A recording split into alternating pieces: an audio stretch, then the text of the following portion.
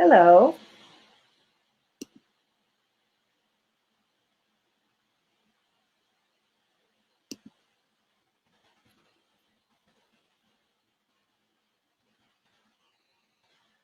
Okay, I'm trying to have a guest on, and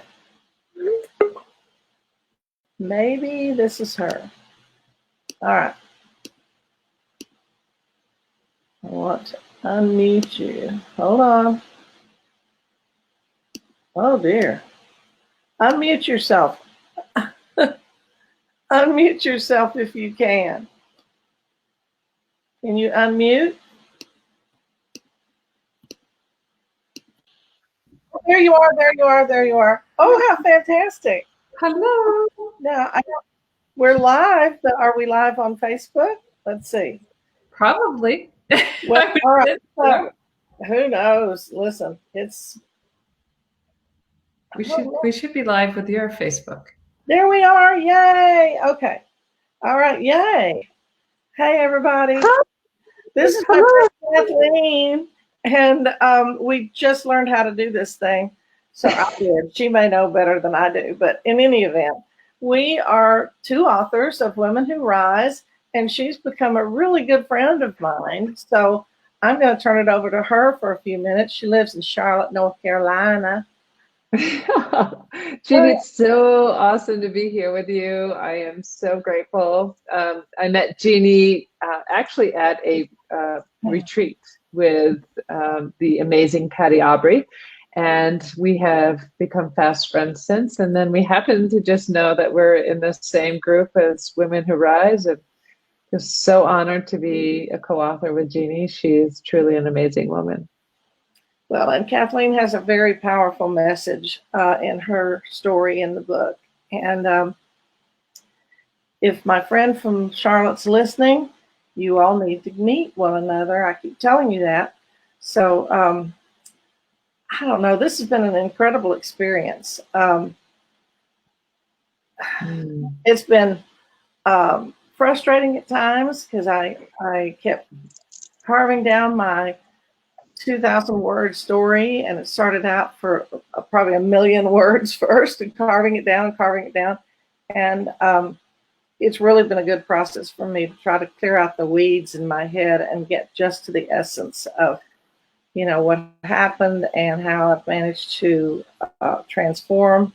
And we were talking this morning, Kathleen and I, and it's like, when the pain gets so great, we reach out and want to just turn it off any way we can. And unfortunately, when we do that, we turn off the joy. We turn off all feelings in the attempt to get rid of the pain. And then once we finally, I guess the pain gets great enough that we finally jump in and do our own work, then what ends up happening is we're able to recover all the feelings, the joy and other things that were there with it. And we don't just run from the pain. And actually underneath can be acceptance. We were talking about, especially with parents, a lot of time it's accepting the fact that they're fallible human beings and not these superheroes. Yeah.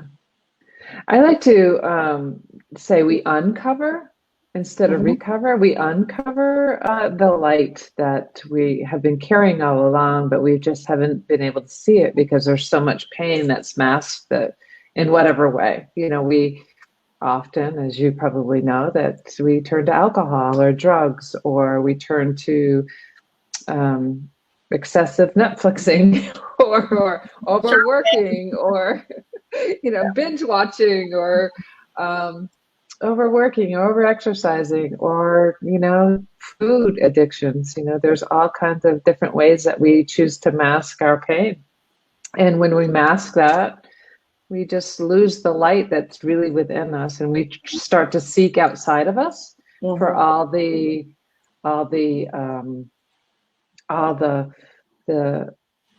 appreciation and acceptance that we really want to do for ourselves. And so, yeah, it's a pretty powerful process when you actually step into the pain and moving through it, because you find the light. It's funny because what I've discovered is that the pain is truly an invitation to freedom, but it doesn't feel like that at the time. It sure doesn't feel like that. It feels like, oh no, what else can I put in this hole to fill myself up? And all of it works. I mean, you put, I always say you put drugs, sex, rock and roll, Oreo cookies, Diet Coke, and silver jewelry.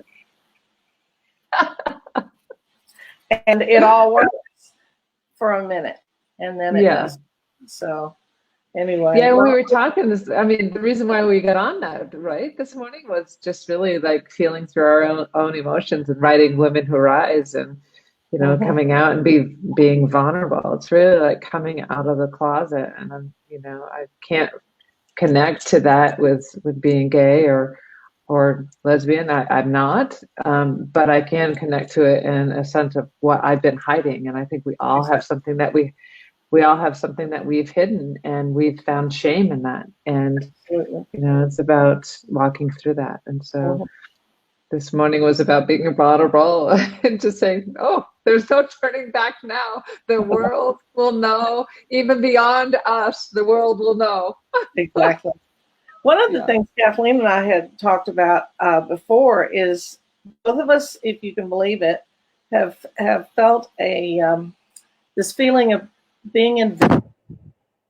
And it's like, it wasn't until I really began this process that I realized I was the one keeping me invisible. Right. And so it's like, remember I heard a speaker say once, everything you've ever heard about me is true, just everything.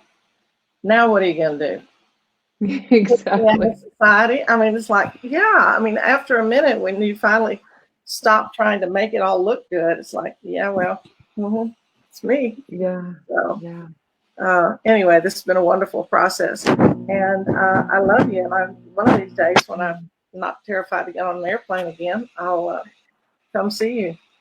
I love you, and there's not a damn thing you can do about it, Jeanie. I love that. I know. That's why I said it. About it. Anyway, all right. I'll see you later, girl. Bye. Don't forget to order your book. Oh, yes. I put that in the link somewhere, but I don't know how that managed to not be. We go to Amazon, Women Who Rise, and then you go into books, Women Who Rise, or Women, and we're climbing up there, y'all. So thanks for ordering. Thank you for being here. Hi, Kathy. Bye, everybody.